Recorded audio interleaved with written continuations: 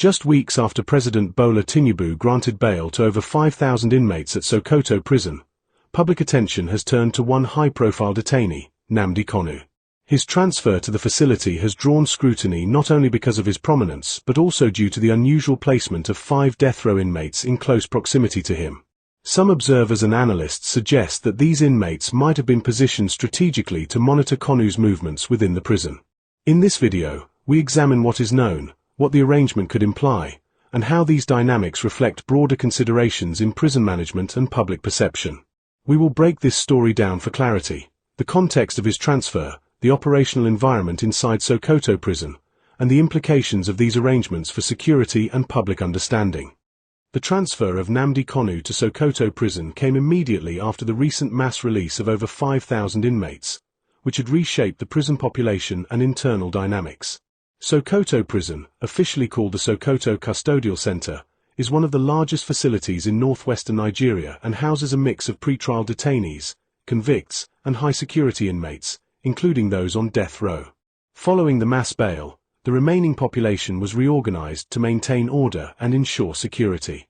Kanu's transfer introduced a new set of challenges because of his high profile and the intense public attention surrounding his detention. Authorities reportedly placed him in a high-security block, alongside 5 death row inmates positioned nearby. While official details about this arrangement remain undisclosed, analysts suggest multiple possibilities. One key observation is that these 5 inmates might not merely be standard cell neighbors. Their placement could serve as a monitoring strategy, a measure sometimes implemented to observe the movements and interactions of high-profile detainees. In other words, they could act as internal witnesses within the facility, reporting or alerting staff to unusual activity or potential breaches of protocol. This approach, though unusual from a public perspective, aligns with global prison practices when managing politically sensitive or high-profile detainees.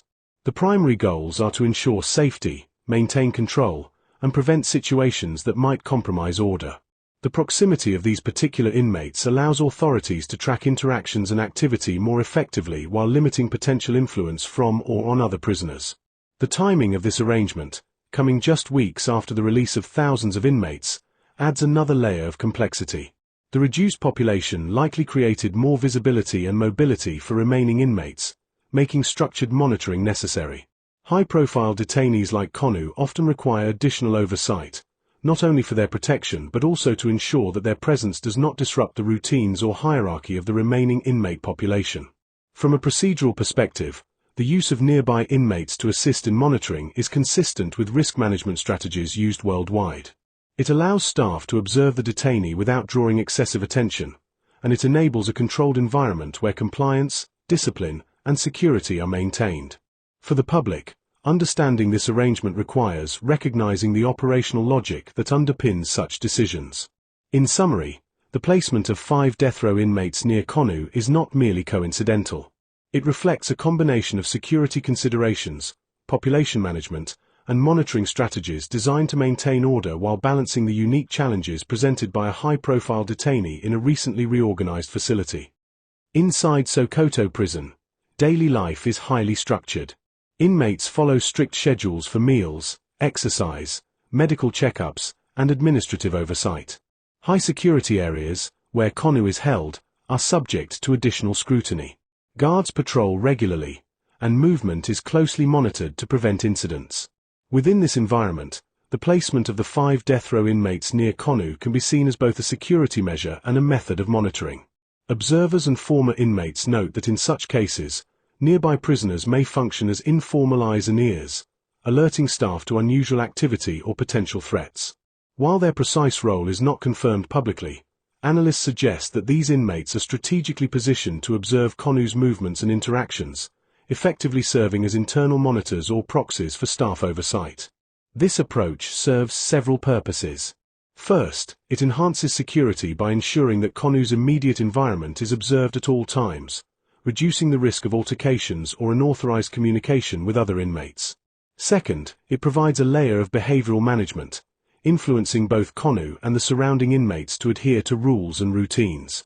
Third, it addresses psychological dynamics, as the presence of trained, high-risk inmates nearby reinforces the structured environment and mitigates risks associated with high-profile detention. The use of inmates to assist in monitoring is not unique to Nigeria. Globally, correctional facilities sometimes rely on select prisoners to help maintain order and provide staff with information about unusual behaviors or interactions. In Kanu's case, the presence of death row inmates, individuals already considered high risk, suggests that prison authorities may be employing them as trusted proxies to maintain oversight within a high-security environment. The social dynamics in the prison are also affected. Other inmates observe the structure and adjust behavior accordingly. The proximity of high-risk inmates serves as a deterrent to disruptive activity, signaling that both Kanu and nearby inmates are under constant scrutiny. This creates an environment where order is maintained without excessive direct intervention from staff. Overall, the arrangement highlights the complex balance between security, monitoring, and operational efficiency in a high-profile detention setting. The combination of structured routines, strategic placement, and indirect observation allows authorities to manage both the facility and high-profile inmates effectively. For the public, these measures offer insight into how sensitive detention cases are handled behind the walls of a prison. The events at Sokoto Prison carry implications that extend beyond the facility itself. The mass release of over 5,000 inmates, Kanu's transfer, and the strategic positioning of 5 death row inmates potentially acting as monitors have sparked discussions about security, human rights, and administrative practices. From a security perspective, the arrangement addresses multiple priorities. It ensures that Kanu is held in a controlled environment, reduces potential risks to him or others, and allows staff to maintain oversight without constant direct supervision. The use of nearby inmates as potential internal observers adds a layer of indirect monitoring that can be both effective and discreet. Socially, the presence of these inmates influences behavior within the facility. Both Kanu and surrounding inmates operate within a structured, closely observed environment, which minimizes disturbances and reinforces order. The arrangement demonstrates how correctional facilities manage both high-risk and high-profile detainees, balancing operational requirements with psychological and social considerations. Public perception, however, is often shaped by limited information. The idea that death row inmates might act as monitors can generate speculation, but understanding the operational rationale helps clarify why such measures are taken. In facilities worldwide, similar strategies are employed to manage security-sensitive situations, ensuring that high-profile detainees are monitored effectively while minimizing direct staff intervention. The broader lesson is that correctional management involves more than just confinement. It requires careful planning, risk assessment, and a nuanced understanding of human behavior. The placement of these 5 inmates may reflect a combination of these factors, offering a controlled environment that allows staff to manage the facility safely and efficiently. In conclusion, the transfer of Nnamdi Kanu, coming just weeks after the release of thousands of inmates, and the strategic positioning of death row inmates nearby illustrates the complexities of managing high-profile detention in Nigeria. Whether they are acting as formal or informal monitors, their presence underscores the balance between security, oversight, and operational effectiveness. By analyzing these measures, we gain a clearer understanding of how correctional authorities navigate sensitive situations, maintain order, and ensure the safety of all involved.